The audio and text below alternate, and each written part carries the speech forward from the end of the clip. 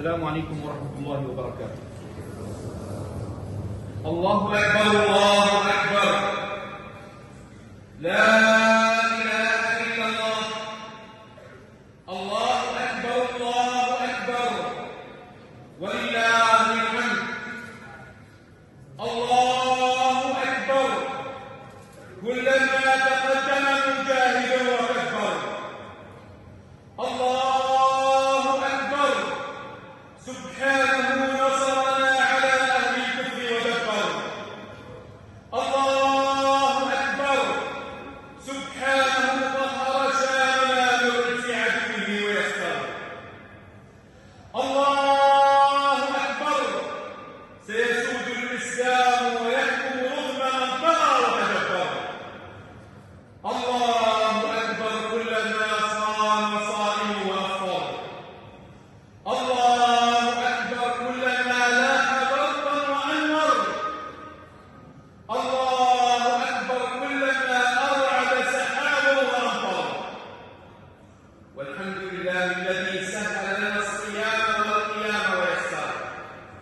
نحمده على نعمه التي لا تحصى ولا تقصر، ونشهد أن لا إله إلا هو وحده لا شريك له، ونشهد أن محمدا عبده ورسوله صلى الله عليه وسلم. أما بعد، أيها المسلمون، يا أبناء أخوات الكرام، بشراكم يا من كنتم وصمتم، بشراكم يا من تصدقتم واجتهدتم، فقد ذهب التعب وزال النصب وثبت الأجر إن شاء الله. وعيدكم مبارك وأيامكم سعيدة بما فضل الله تعالى علينا من نصر وفتح مبين. فهذا أول عيد فطر يعيشه المسلمون السوريون دون حكم الكفر والطغيان، أول عيد فطر دون السجون التعسفية المظلمة الظالمة، أول عيد فطر دون القتل والتنكيل لعباد الله المسلمين بشتى أنواع الأسلحة الغبية، أول عيد فطر دون التهجير القسري والتجويع والتفخير الممنهجان وسرقة خيرات البلاد ونشر الكفر والفساد، أول عيد فطر دون طاغية الشام وزبانيته. فافرحوا يا عباد الله، فافرحوا يا عباد الله، وأظهروا السرور طاعة لخالقكم سبحانه وتعالى دون تجاوز لحدود شريعته جل في علاه. قال الله تعالى: قل بفضل الله وبرحمته فبذلك فليفرحوا هو خير مما يجمعون. ومما يؤسف له أن بعض المسلمين إذا جاء العيد خالفوا ذلك وحولوه إلى مأثم. قال ربنا سبحانه وتعالى: ذلك ومن يعظم شعائر الله فإنها من تقوى القلوب.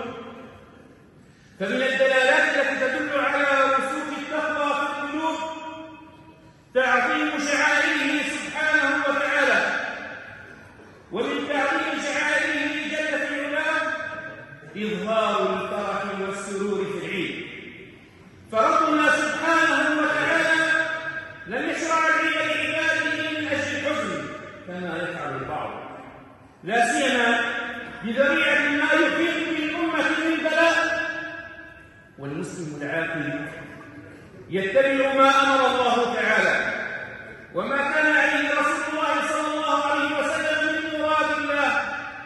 فقد كان النبي صلى الله عليه وسلم يظهر الفرح والسرور في العيد رغم ما يفيد به من مكائد ومؤامرات من قبل الكفار، ورغم ما ينزل عليه من بلاء.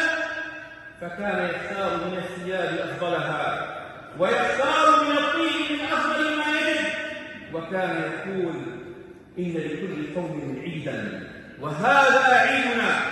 وكان يقول: ولتعلم اليهود أن في ديننا فسحة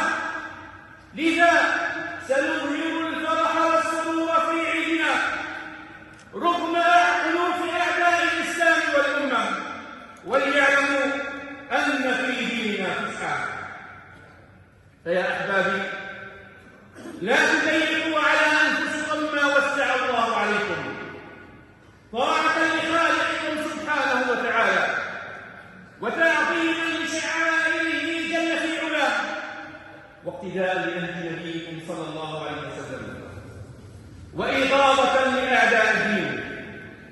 أقول قولي هذا وأستغفر الله لي ولكم، فيا فوز المستغفرين، استغفر الله. الله أكبر، الله أكبر، لا إله إلا الله، الله أكبر، الله أكبر، ولله الحمد. الحمد لله معين النصر والأمجاد والجمع والأعياد، والصلاة والسلام على عبده ورسوله المفضل على جميع العباد، وعلى آله وصحبه وسلم تسليما كثيرا. أما بعد، عباد الله، مما ينبغي أن نحذر ونحذر منه بعد المعاصي والمنكرات التي يقع بها بعض المسلمين في العيد، ومن ذلك التبرج من قبل بعض النساء والاختلاط بين الجنسين الأجنبيين عن بعضهما، كالاختلاط الذي يحصل بين أبناء وبنات الأعمام والأخوال والخالات والعمات، وبين الرجل وزوجة أخيه.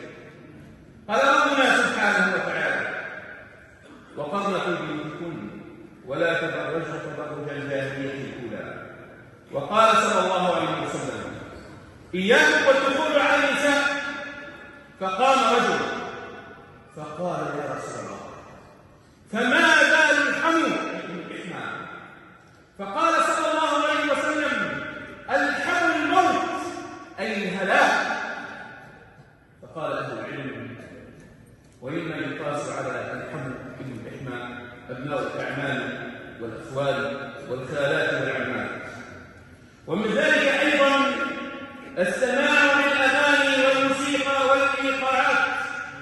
قال ربنا سبحانه وتعالى: ومن الناس من يشتري لهو الحديث ليضل عن سبيل الله بغير علم.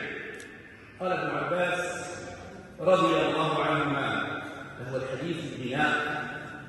وقال النبي صلى الله عليه وسلم: من علامات الساعة أقوام يستحلون الحرى والحرير والمعازف. والمعازف أي هي حرام فاستحلوها. ومن ذلك أيضا الإسراف في الطعام والشراب واللباس. وقد نهانا ربنا سبحانه وتعالى عن الإسراف فقال: وكلوا واشربوا ولا تسرفوا إنه لا يحب المسرفين. نعم، نحن نظهر الفرح والسرور في العيد، لكن ضمن دائرة المباح. ومما ينبغي أن ننوه بخصوصه أن تذكر الموتى والأموات في العيد، سواء من خلال زيارتهم أو غير ذلك، يتناسى مع إظهار الفرح والسرور. وأذكركم بصيام 6 من شوال. قال صلى الله عليه وسلم: من صام رمضان ثم أتبعه 6 من شوال كان كصيام الدهر. ومن أتى منكم من طريق فليرجع من طريق آخر إن تيسر له ذلك، اقتداء